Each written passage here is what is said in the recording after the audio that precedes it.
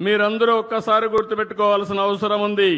ఈ రోజు నేను ఇక్కడికి వచ్చింది నెట్ జీరో వేస్ట్ అంటే నెట్ జీరో అంటే చాలా మంది అనుకుంటారు ఈ చెత్త అంటే చెత్త అని.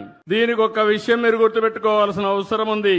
ఒకసారి బుద్ధుడు ఆయన శిష్యుడు ప్రతిరోజు చాలా బిజీగా ఉండేవాడు. శిష్యులకంతా కూడా తత్వ బోధ చేస్తూ ఒకరోజు గురువు గారు అందరిని పిలిపించి మాట్లాడితే ఒక శిష్యుడు దగ్గరకు వచ్చి, గురువు గారు మీరు ప్రపంచంలో అందరి గురించి ఆలోచిస్తున్నారు, మీ సొంత శిష్యుల గురించి మీరు ఆలోచించడం లేదు, కాబట్టి ఇది నేను ఒక విషయం కోరాలనుకుంటాను చెప్తాడు.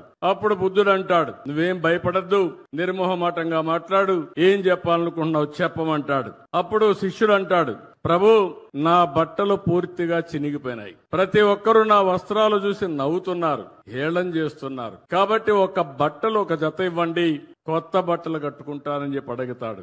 అప్పుడు బుద్ధుడు ఆలోచించి ఇది పెద్ద సమస్య ఏం కాదు, ఈయనకి కొత్త వస్త్రాలు ఇమ్మని ఆదేశాలు ఇస్తాడు. శిష్యుడు చాలా ఆనందపడిపోతాడు. ఆ నుంచి గదిలో నుంచి వెళ్లిపోతారు. కొద్ది రోజుల తర్వాత బుద్ధుడికి మళ్లీ ఒక ఆలోచన వస్తుంది. వీడికి నేను బట్టలిచ్చా, ఒకసారి కనుక్కోవాలి, ఆ బట్టలు ఏ విధంగా వాడుతున్నాడో కనుక్కోవాలని మళ్ళా పిలుస్తాడు. కొద్ది రోజుల తర్వాత పిలిస్తే, నేను కొత్త బట్టలు ఇచ్చాను కదా, నువ్వు ఆనందంగా ఉన్నావా, ఏంటి కట్టుకుంటున్నావా, దీనివల్ల నీలో మార్పు ఏంటిని అడుగుతాడు. దానివల్ల శిష్యుడు చాలా ధన్యవాదాలు గురువు గారు, కొత్త వస్త్రం వచ్చి చాలా సౌకర్యంగా ఉంది, ఇక నాకు ఎలాంటి కోరికలు కూడా లేవు, చాలా ఆనందంగా ఉన్నానని చెప్పి అంటాడు. అప్పుడు బుద్ధుడు అంటాడు, నీ కొత్త బట్టలు ఇచ్చాను, అవి వాడుతున్నావు, అసలు నీ పాత బట్టలు ఏం చేసావని అడుగుతాడు బుద్ధుడు. అప్పుడు శిష్యుడు కూడా చాలా తెలివైన వాడు. శిష్యుడు అంటాడు, గురువు గారు నా పడక బొంతలో పూర్తిగా చెడిపోయి అది సరిగా లేదు, అందువల్ల నా బట్టలు దాన్ని కుట్టుకొని నేను బెడ్ వాడుకుంటున్నాను అని శిష్యుడు చెప్తాడు. అప్పుడు మళ్ళీ బుద్ధుడికి ఒక ఆలోచన వస్తుంది. నీ పాత పరుపులో ఉండే బట్ట ఏమైందని అడుగుతాడు. దానిపైన ఆ బొంతను తీసుకొని కిటికీకి కట్టనగా కట్టాను గురువు గారు అని చెప్తాడు. అప్పుడు గురువు గారు అడుగుతారు, నువ్వు దానికి కట్టనగా కట్టావు, మరి పాత తెర ఉంది కదా దాన్ని ఏం చేసావంటాడు. ఆ తెరని వంటగదిలో వాడే గుడ్డ కింద వాడుతున్నాను తుడవడానికి అని చెప్తాడు శిష్యుడు.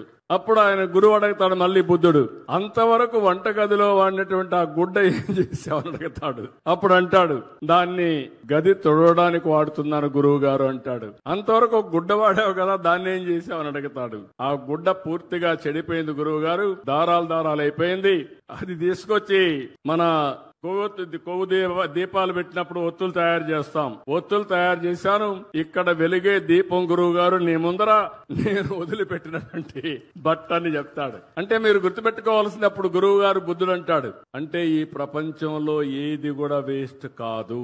సారాంశం మీరు గుర్తుపెట్టుకోండి.